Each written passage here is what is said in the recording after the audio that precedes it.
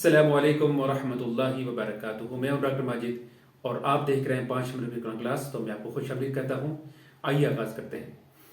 سب سے پہلے سے ترجمہ دیکھتے ہیں.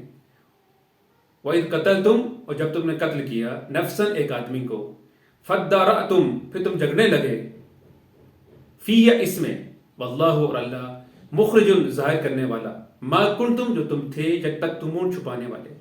فَقُلْنَا، پھر ہم نے کہا، اضربوہ، اسے مارو، ببعضها، اس کا ٹکڑا، کذالک، اسی طرح، یحیی اللہ، اللہ زندہ کرے گا، الموتى، مردوں کو، ویریکم، اور تمہیں دکھاتا ہے، آیتی، اپنی نشانیاں، لعلکم، تاکہ تم تعقلون، غور کرو.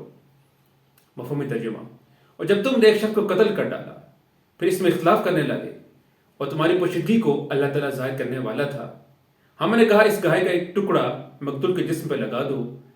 اس طرح اللہ مردوں کو زندہ کر کے تمہیں تمہاری عقل مندی کے لیے اپنی نشانیاں دکھاتا ہے. معزز ناظرین، جس طرح کہ پہلی ویڈیوز میں ہم نے عرض کیا تھا کہ بنی اسرائیل میں شخص قتل ہو گیا تھا. بنی اسرائیل نے موسیٰ علیہ السلام سے عرض کی کہ ہمیں قاتل کا نہیں پتا، لہذا اللہ سے پوچھ کے ہمیں بتائیے کہ قاتل کون ہے. تو اللہ تعالیٰ نے موسیٰ علیہ السلام کو حکم دیا کہ بنی اسرائیل کو کہیں کہ وہ ایک گائے ذبح کریں.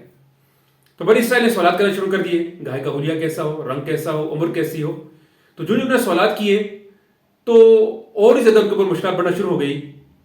تو بالآخر انہوں نے ایک گائے کو ذبح کیا اور اس کا ایک حصہ مقتول کے ساتھ ٹچ کیا تو وہ جو مقتول تھا زندہ ہو گیا اور اس نے واضح طور پر بتا دیا کہ فلاں شخص نے مجھے قتل کیا ہے، اور اس نے اپنے قاتل کا نام بتا کے دوبارہ وہ فوت ہو گیا. تو یوں اللہ تعالیٰ نے بنی اسرائیل کے اس مسئلے کو حل کر دیا اور بڑی آسانی کے ساتھ قاتل کا پتہ معلوم ہو گیا. اللہ تعالیٰ سے دعا ہے کہ وہ ہمیں قرآن کا صحیح فہم عطا فرمائے. السلام علیکم ورحمۃ اللہ وبرکاتہ.